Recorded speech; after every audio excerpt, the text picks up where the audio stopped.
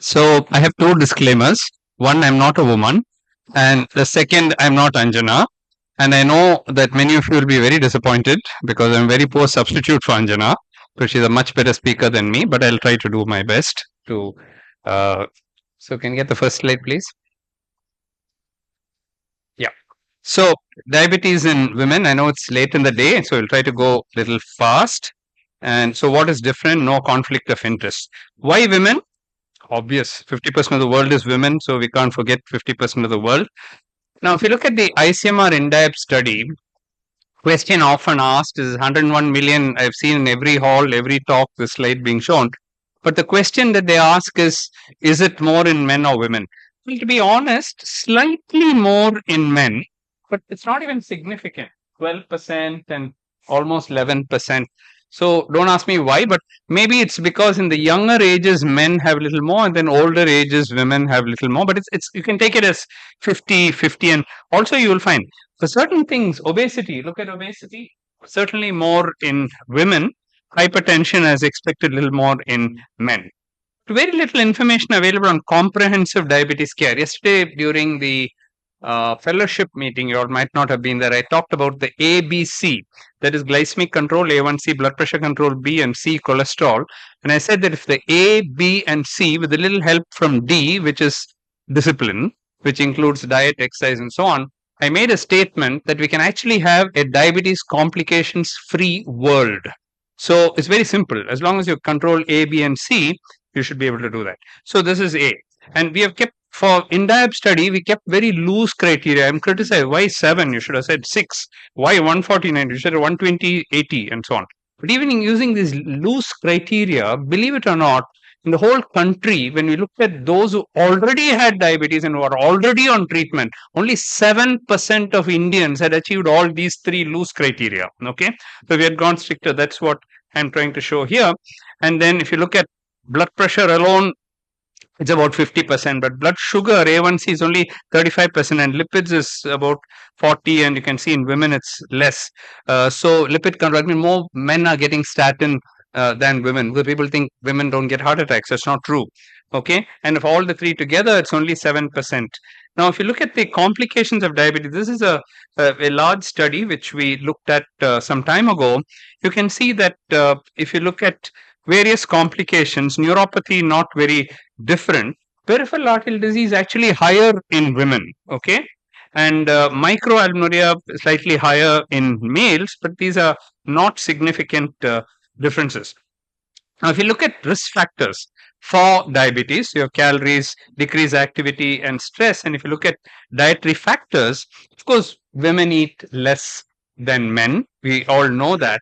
But one of the disturbing things I read in an article is that in many developing countries, and this made me cry, is that the woman of the house only eats after everyone else has eaten, if there is anything left. And I can't even imagine that. Even now, I feel like crying when I hear that.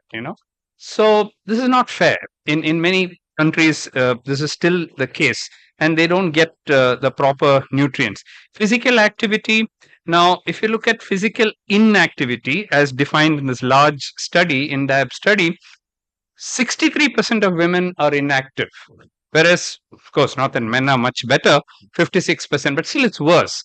The reason is mother-in-law. Okay, so mother-in-law says, why are you going and doing a walk? You do your housework. That will give you enough exercise.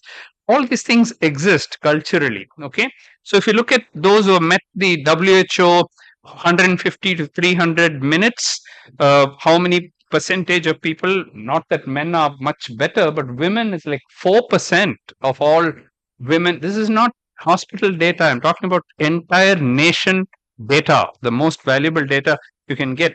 3%, 4% of women reaching this target. What about knowledge of diabetes in females? Slightly lower than men. Can diabetes be prevented? We asked men and we asked women. Less women knew that it could be prevented. Psychological factors, stress. You look at this is very well known that if you take stress, it's very difficult to measure stress, by the way. You can measure anxiety a little better. Depression you can easily measure, but stress is not so easy. But this we did. And we found that women have much more stress than men. This is depression. And this is published recently. So if you look at depression, stress, anxiety, all are more in women. Not surprisingly, because they go through so many other things. Men have stress in some job or something. Women have it everywhere, in the home, in the office, and children, and all kinds of other things. Social factors. You don't have to talk about the last one. We'll even ignore that because that's the worst thing you can happen.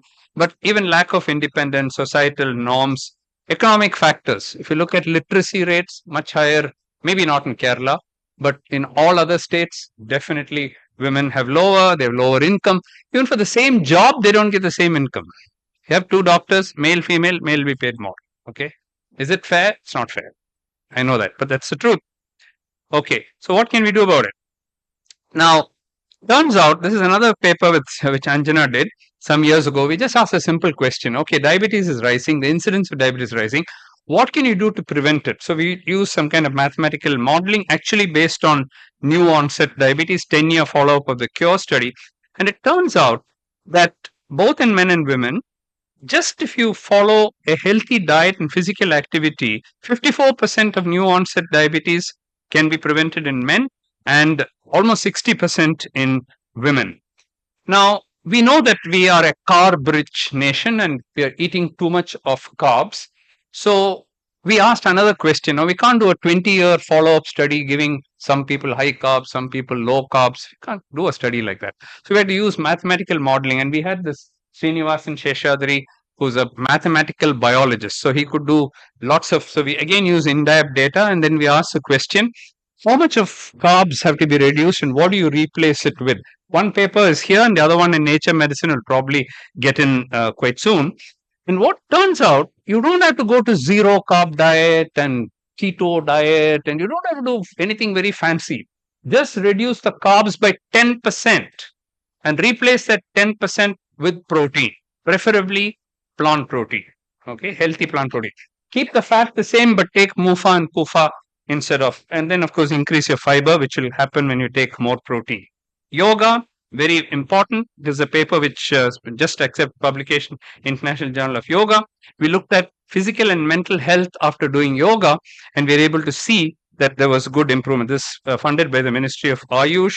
I'm not going to go into the details of that, but you can see improvements in various factors by just looking at depression improved. Look at that depression improvement both in males and females.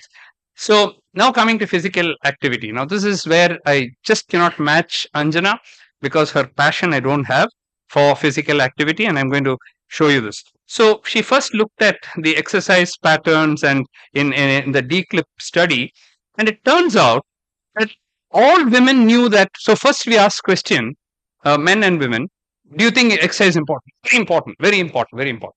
And then we said, do you do it? No, we don't do it. So we know about it, but you're not doing it. And why? If you look at them, embarrassed to exercise. Okay, they're embarrassed. Oh, we go out, they look at us, the dress we are wearing, this, that. Culturally, it is not appropriate, and so on. So, therefore, if you have to find an ideal physical activity, it has to be innovative, interesting, sustainable, less time, socially acceptable. It should be done at home, and most importantly, it should be fun. Okay, so that's how Anjana came up with Tandav. Many of you would have seen her. If she's here, she probably performed for you here on stage, which I unfortunately can't do.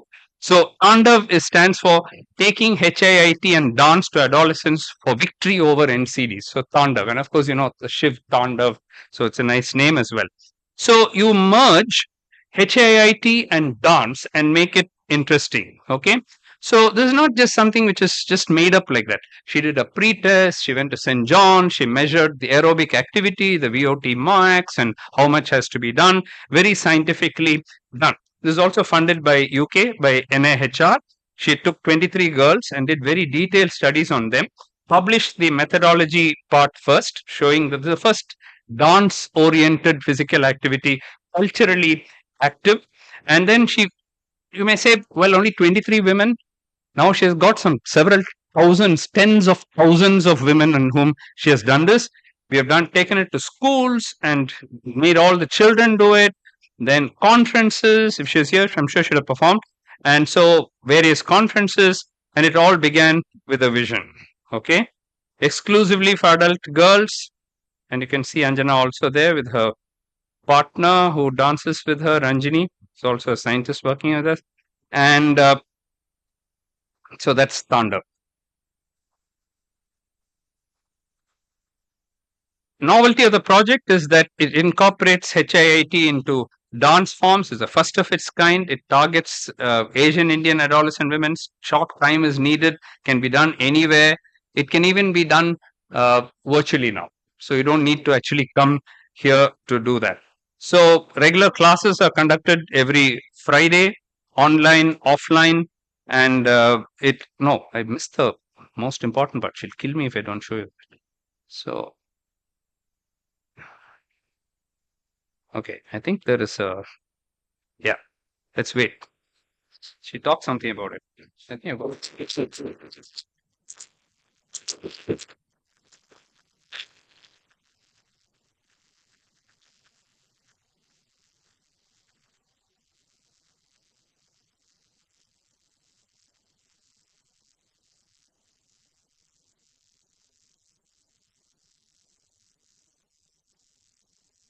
Conduct is a novel concept of physical activity aimed specifically women and girls. So what is it?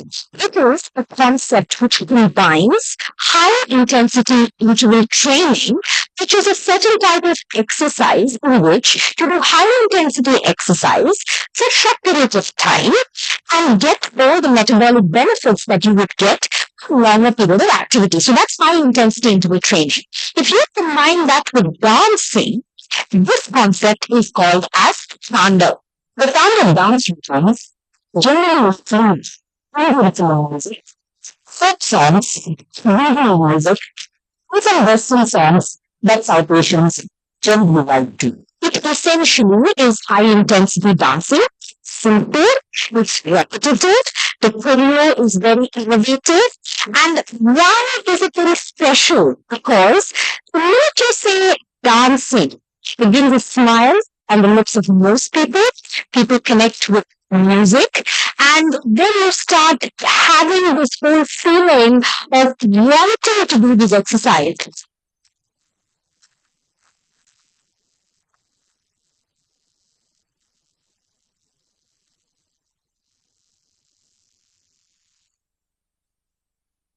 so. Those of you who have not joined this project, or if you yourself want to do it, it's free of cost. We don't have any charges, but it's only for, there's a small gender discrimination here. It's only for girls and women. We're going to demand that men are also taught this, but right now it's only for women. So you can, this is Instagram, Facebook, WhatsApp. You can just download that QR code there and you can do it in your home. Nobody even needs to know that you're doing it. So it definitely helps to prevent physical, it improves diabetes control. She's doing long term studies now, so it helps to reduce your weight. It helps, it keeps you motivated. It brings down depression because music and dance and so on. No cultural problems here because we have tested it in Cambridge, we have tested it in Scotland, and adolescents, older women, younger women, everybody accepts it. Since you're doing it at home, you don't need special dress or uniform. You don't have to go to a gym. It's free of cost, and it's all set to music, which anyway you know, and all your popular songs. And it can definitely be incorporated into lifestyle. And we saw those horrible figures of only 3% of women reaching their target and so on. 12 minutes of doing this is equal to 1 hour of walking. So you can imagine you may not get those steps, but each of those steps is giving you much more calories. So in a condensed manner, if you say you don't have time, just 12 minutes is all you need. And this 12 minutes, you'll get all the exercise that, and we believe that this can be a wonderful way to prevent diabetes, to prevent other non-communicable diseases. Obesity is rising in our population, and this is one of the solutions made in India, which we are taking to the world. Thank you.